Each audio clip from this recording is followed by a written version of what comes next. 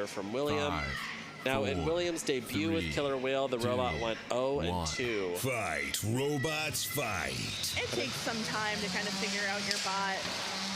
Whoa, A huge good hit. spin up. Wow, and look that. Oh, the arm is canted. Oh, wow. There is a belt on the floor that may belong to Killer Whale. Now, very interesting. The Killer Whale has this hinge here in the middle, which means that the robot can flex in the center of its body. Really interesting robot here. Oh. BumbleBlitz still has some life in it. Yeah, BumbleBlitz's armor package is starting to come off, but that arm looks good. Also seemed like some kind of weird angle here on the monitor. Belt is gone from Killer Whale. Yeah, but William doing a really good job not allowing his bot to get bullied around by BumbleBlitz, who with that wedge should have a leg up on, you know, pinning him and you know, kind of controlling the fight there. It's because the inside, the middle of the robot's so floppy. It's like hard to land a pin here.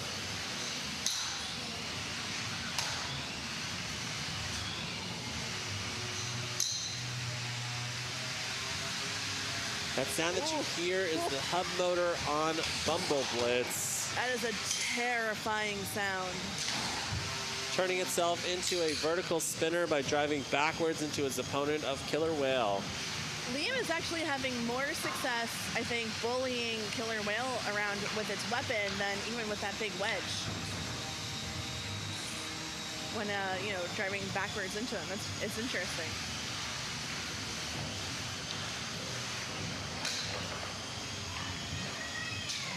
.60 seconds left here in this fight. I really like this hinged body. It's like so difficult for Liam to land a pin here. Woo. It's a really interesting design choice. William is doing a great job despite not having a weapon. It's an uphill battle for sure if he wants the JD here, but he's doing a fantastic job. It does look like this one will go to the judges here in 30 seconds.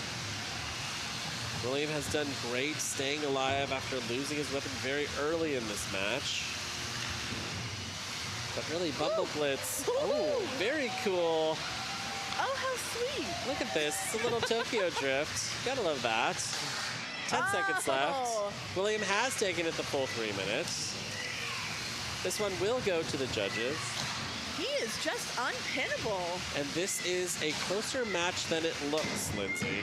I am very, very interested to see how the judges score this one, or who gets the decision here.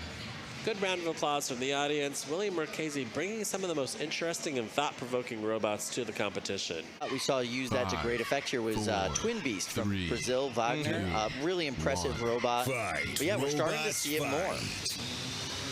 This is Doppelganger versus BumbleBlitz. BumbleBlitz is having a phenomenal run at this competition. BumbleBlitz, I think, huge hit. Just got second place at the last competition that they were at.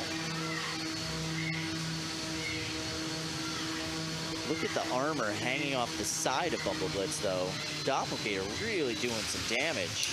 Now, nice shot from BumbleBlitz right at the top plate. Kyle, that armor is meant to be flexible. You can see it flexing around. That is combination armor and wedges on the front of BumbleBlitz. BumbleBlitz, if they're doing a good job, is going to ram that as hard as they can into their opponent with no care for how much it gets damaged. This is a great pin on BumbleBlitz by Doppelganger. But they're going to have, yeah, there it is. One of the wonderful things about that hammer saw on BumbleBlitz is it can kind of free itself from a lot of stuck positions. It gives them so many more options having that articulated weapon. It does. It hits so hard, Kyle. Doppelganger just doing a great job. I mean, significantly smaller robot. You could see the throws it's getting on BumbleBlitz, though. Beautiful shots with that weapon. Cool. We have a lot of articulated arm spinners in this competition. We don't have a lot of true hammer saws that hammer when they come down. This is a hammer saw, folks. For sure. High-speed impact cuts right into that top plate.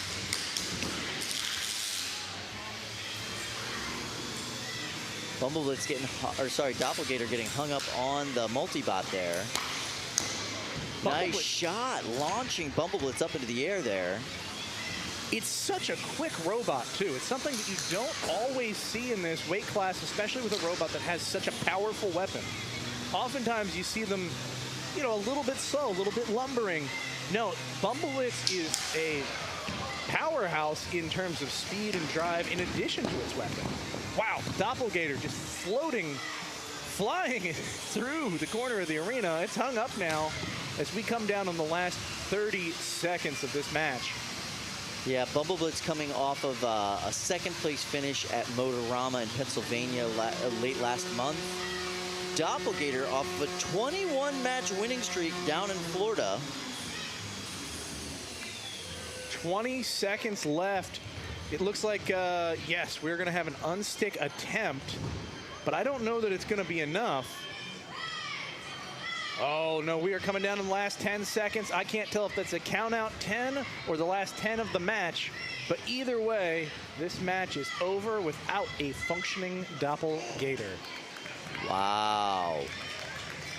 BumbleBlitz team extremely happy about their performance. It's hard to tell what's a shuffler and what's not now. Some of these shufflers move so fast, but it's a very significant weight bonus that these bots get. Well, that weight bonus is there to basically encourage creativity, new designs, so I'm sure it will stick around. It's just a question of how much it will be and what sort of mechanisms are eligible for that weight bonus. Oh yeah, and it's there for the rest of this year, that's for sure. You can see the weapon on Weather Report fully up to speed, and they get a lot of gyroscopic precession out of that weapon as well. Really helps those shufflers work in a very unique way. And you can see BumbleBlitz coming in here. They are struggling compared to some of their earlier matches, but still look pretty good overall. That was another robot. A huge and perfectly executed hit by BumbleBlitz. That's a limp head on BumbleBlitz after that one. I think that weapon is affected.